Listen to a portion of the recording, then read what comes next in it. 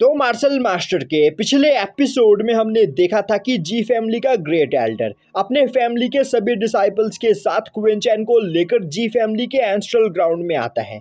वहीं पर एंस्ट्रल ग्राउंड के अंदर मौजूद स्पिरिचुअल एनर्जी को देखकर सभी लोग काफी ज्यादा हैरान हो रहे होते हैं। तभी ग्रेट एल्डर सभी लोगों को अपने साथ लेकर एक टावर के पास पहुंचता है और अब वह उनसे बोलता है कि इस टावर के अंदर तुम सभी लोगों का शुद्धिकरण होगा, इसके बाद तुम जी फैमिली के एंस्ट्रल ग्राउंड को एक्सप्लोर कर सकते हो। वहीं पर उस टावर को देखकर क्विंचैन सोच रहा होता है, यहाँ पर कल्टीवेशन करने के बाद मैं फाइनली ब्रेक थ्रू करके मार्शल गॉड रैलम पर पहुंच सकता हूँ। अब ग्रेट एल्डर सभी लोगों को अपने साथ लेकर उस टावर के अंदर एंटर करता है। तभी क्विंचैन नोटिस करता है कि कोई उन सभी लोगों के ऊपर नजर बनाए हुए होता है। वहीं पर बाकी सभी लोग यह देखकर हैरान हो रहे होते हैं कि बाहर से दिखने में वह टावर बहुत ही ज्यादा छोटा दिख रहा होता है, पर अंदर से वह टावर बहुत ही ज्यादा बड़ा होता है, जो देखकर उन सभी लोगों के होश उड़ चुके होते हैं। अब ग्रेट एल्डर सभी लोगों को अपने साथ लेकर एक जगह पर आते हैं जहां पर पहले से ही एक पर्सन खड़ा होता है। अब वह पर्सन ग्रेट एल्डर को देखते ही जोर जोर से हंसने लगता है और बोलता है, ग्रेट एल्डर, मैं देख पा रहा हूँ कि इस बार आप अपने साथ कई सारे पियरलेस जीनियस को बैप्टिज्म के लिए लेकर आए हो। यह देखकर मुझे सच में काफी ज्यादा खुशी हो रही है। तभी सुडोंग उस पर्सन की पावर को उस जगह पर चेक करने की कोशिश करता है और अब वह उस पर्सन की पावर को देखकर काफी ज्यादा डर जाता है। दूसरी ओर क्विंचैन उस पर्सन को देखते ही सोचने लगता है, यह पर्सन तो डीमन क्लैन से बिलोंग करता है। आखिर डीमन क्लैन का एक मेंबर जी फैमिली के एंस्ट्रल ग्राउंड में क्या कर रहा है। तभी वह पर्सन आगे बढ़ते हुए बोलता है, ग्रेट एल्डर, आपके द्वारा यहाँ पर लाए गए सभी लोग पियरलेस जीनियस है और इन सभी की कल्टीवेशन मार्शल गॉड रैलम की है, पर आपके साथ यह जो पर्सन खड़ा है इसकी कल्टीवेशन अभी बस मार्शल एम्परर रैलम के 5th लेवल की है। तो आखिर आप इतने कम कल्टीवेशन वाले पर्सन को यहाँ पर क्यों लेकर आए हो। अब यह सुनते ही ग्रेट एल्डर हंसते हुए बोलते हैं, सुई, तुम्हें यह पर्सन दिखने में भले ही कमजोर लग रहा हो, पर यह एक बहुत ही ज्यादा पावरफुल पर्सन है। इसका नाम टाइनू है और मार्शल एम्परर रैलम के 5th लेवल पर होने के बावजूद इसने यहाँ पर स्पेस ऑफ लॉ और किलिंग टेक्निक्स को यहाँ पर मास्टर कर लिया है। यह सुनते ही सुई के होश उड़ जाते हैं। दूसरी ओर क्विंचैन वहां पर शर्माने का नाटक करते हुए सोचने लगता है, आखिर डीमन क्लैन का एक मेंबर जी फैमिली के अंदर क्या कर रहा है। और तो और यहाँ मौजूद सभी लोग यह देख पा रहे हैं कि यह डीमन क्लैन से बिलोंग करता है, इसके बावजूद यहाँ पर कोई कुछ कर क्यों नहीं रहा है।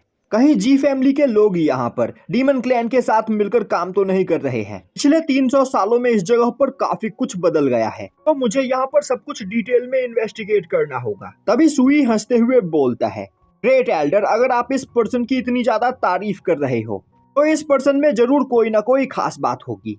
तो अब टाइम आ गया है इन सभी लोगों को बैप्टाइज करने का। यह बोलते हुए सुई अपने पास से कई सारे डीमन क्रिस्टल को बाहर निकालता है। अब उन सभी डीमन क्रिस्टल के अंदर मौजूद पावर को देखते ही जी फैमिली के सभी डिसाइपल्स काफी ज्यादा एक्साइटेड हो जाते हैं। तभी सुई बोलता है, यह सभी ब्लड क्रिस्टल एंशिएंट गू वर्ल्ड से हमारे द्वारा कलेक्ट किया गया है और इसके अंदर काफी ज्यादा मात्रा में स्पिरिचुअल एनर्जी मौजूद है। तो मैं चाहता हूं कि तुम सभी लोग इसी जगह पर बैठकर इस ब्लड क्रिस्टल को रिफाइन करते हुए इसके अंदर मौजूद स्पिरिचुअल एनर्जी को एब्जॉर्ब करो, जिससे तुम्हारी पावर डबल से भी ज्यादा बढ़ जाएगी।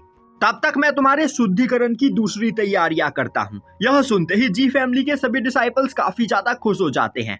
वहीं पर खड़ा क्विंचैन मन ही मन सोच रहा होता है, यह ब्लड क्रिस्टल नहीं बल्कि डीमन क्रिस्टल है, और तो और यह कोई नॉर्मल डीमन क्रिस्टल नहीं है, बल्कि इन सभी डीमन क्रिस्टल के अंदर डेमोनिक सोल है।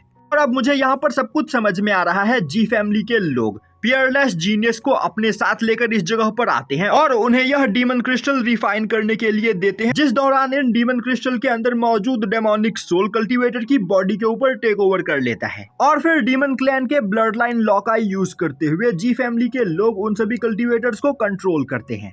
मैंने यहाँ पर जितना सोचा था जी फैमिली उससे कहीं ज्यादा नीचे गिर चुकी है और जी फैमिली के एल्डर्स यहाँ पर अपने फायदे के लिए इस तरह के नीच काम कर रहे हैं और आज तक पता नहीं इतने पावरफुल लोगों की बॉडी को इन लोगों ने डीमंस के हवाले किया होगा। दूसरी ओर जी रुआंग और जीरो को इन सभी चीजों के बारे में कुछ भी नहीं पता होता है, इसीलिए वह उस ब्लड क्रिस्टल को एब्जॉर्ब करने के लिए काफी ज्यादा एक्साइटेड हो रहे होते हैं और अब वह दोनों उन्हें रिफाइन करने के लिए आगे बढ़ने लगते हैं। तभी ग्रेट एल्डर उन दोनों को रोक देता है और बोलता है, तुम दोनों के पास जी फैमिली की सीक्रेट टेक्निक है, जिस टेक्निक का यूज करते हुए तुम दोनों बचपन से ही कल्टीवेशन करते हुए आए हो, इसीलिए तुम्हें यह ब्लड क्रिस्टल एब्जॉर्ब करने की कोई जरूरत नहीं। और अगर तुम अभी इस ब्लड क्रिस्टल को एब्जॉर्ब करने की कोशिश करते हो तो इससे तुम्हारे कल्टीवेशन टेक्निक की वजह से तुम्हारी कल्टीवेशन डैमेज हो सकती है। जो सुनते ही जीरो और जीरुआंग अपनी ही जगह पर रुक जाते हैं। दूसरी ओर क्वेंचैन मन ही मन सोच रहा होता है, ग्रेट एल्डर सच में बहुत बड़ा कमीना है। यह यहाँ पर मौजूद बाकी सभी लोगों की बॉडी को डीमंस के हवाले कर देना चाहता है, पर अपने फैमिली मेंबर्स को यहाँ पर बचा रहा है।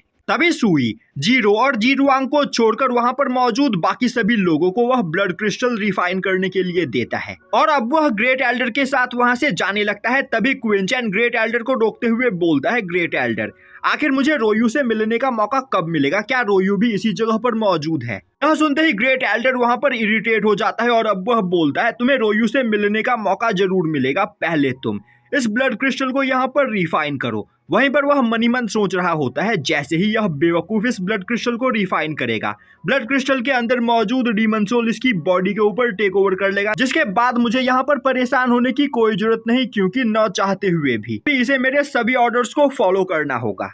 और अब ग्रेट एल्डर सुई के साथ वहां से चला जाता है। दूसरी ओर क्वेंचैन के हाथ में ब्लड क्रिस्टल को देखकर जीरुआंग को काफी ज्यादा गुस्सा आ रहा होता है। वहीं पर वह सोच रहा होता है कि मैं अपनी कल्टीवेशन टेक्निक की वजह से इस ब्लड क्रिस्टल को यहाँ पर रिफाइन नहीं कर सकता हूँ, पर यह टाइनू इस ब्लड क्रिस्टल को रिफाइन करने के बाद और भी ज्यादा पावरफुल बन जाएगा। मैं इसे और भी ज्यादा पावरफुल बनते हुए यहाँ पर नहीं देख सकता हूँ। यह सोचते हुए वह काफी तेजी से अटैक करते हुए क्वेंचैन के ब्लड क्रिस्टल को डिस्ट्रॉय कर देता है। यह देखते ही जीरो गुस्से में चिल्लाते हुए बोलता है, जीरुआंग क्या तुम पागल हो गए हो? आखिर तुमने ब्रदर टाइनू के ब्लड क्रिस्टल को क्यों डिस्ट्रॉय किया? तभी जीरुआंग बोलता है, मेरी जी फैमिली को ऐसे कुत्ते की कोई जरूरत नहीं जो अपने मालिक की बात ना माने, और अगर यह यहाँ पर हमारे जी फैमिली के ट्रेजर्स का यूज करते हुए पावरफुल बनना चाहता है तो इसे मेरा स्लेव बनना होगा। यह सुनते ही क्वेंचैन आगे बढ़ते हुए बोलता है, बेवकूफ क्या तुम्हें पता है कि तुमने यहाँ पर कितनी बड़ी गलती की है? इसके लिए मैं तुम्हें यहाँ पर जान से भी मार सकता हूँ। यह सुनते ही जीरुआंग काफी ज्यादा डर जाता है और अब उसे अपनी पुरानी पिटाई याद आने लगती है और अब वह डरते हुए बोलता है, बेवकूफ तुम अभी जी फैमिली के एंस्ट्रल ग्राउंड में मौजूद हो और मैं जी फैमिली का यंग मास्टर हूँ, तो तुम यहाँ पर मुझ पर अटैक नहीं कर सकते हो। पर तभी क्वेंचैन उसकी ओर आगे बढ़ते हुए उसे एक हुल देता है, जो देखते ही जीरुआंग काफी ज्यादा डर जाता है और अब वह अपनी जान बचाकर वहां से भागने लगता है। और अब वह भागते हुए क्वेंचैन के ऊपर अटैक करने की कोशिश करता है, जो देखते ही क्वेंचैन टेलीपोर्ट होकर सीधा जीरुआंग के सामने जाकर खड़ा हो जाता है, जो देखते ही जीरुआंग और भी ज्यादा डर जाता है और अब वह दूसरे रास्ते से वहां से भागने की कोशिश करता है। पर क्वेंचैन दोबारा से टेलीपोर्ट होकर उसके सामने आ जाता है और अब वह एक पंच करते हुए जीरुआंग की नाक तोड़ देता है और अब वह जीरुआंग को एक लात मारते हुए दूर फेंक देता है, जिससे जीरुआंग की हालत वहां पर खराब हो जाती है और अब वह सोचने लगता है, हम अभी जी फैमिली के एंस्ट्रल ग्राउंड में मौजूद है, तो आखिर इस जगह पर भी मेरी मदद करने के लिए कोई क्यों नहीं आ रहा है। पर तभी वह देखता है कि क्वेंचैन बिल्कुल उसके पीछे खड़ा होता है, जो देखते ही वह और भी ज्यादा डर जाता है और अब वह क्वेंचैन से दूर हटते हुए बोलता है, टाइनू तुम्हें नहीं पता है कि तुमने यहाँ पर मुझे गुस्सा दिलाकर कितनी बड़ी गलती की है, तो अब मैं तुम्हारे ऊपर अपने सीक्रेट टेक्निक का यूज करूंगा। यह बोलते हुए जीरुआंग लगातार उस जगह पर अपनी पावर को बढ़ाने लगता है, जो देखते ही वहां पर खड़े सभी लोग सोचने लगते हैं अब जीरुआंग एक काफी पावरफुल टेक्निक का यूज करेगा। दूसरी ओर जीरुआंग के पावर प्रेशर से वहां पर चारों ओर धुआं ही धुआं हो जाता है और अब उस धुएं का फायदा उठाते हुए जीरुआंग अपनी जान बचाकर उस जगह से भागने लगता है। यह देखते ही क्वेंचैन भी काफी तेजी से भागते हुए उसका पीछा करने लगता है, जो देखकर जीरो डर जाता है और अब वह सोचने लगता है अगर सब कुछ इसी तरह चलता रहा तो ब्रदर टाइनू जीरुआंग को जान से मार देंगे और अब वह क्वेंचैन को रोकने के लिए उसके पीछे भागने लगता है।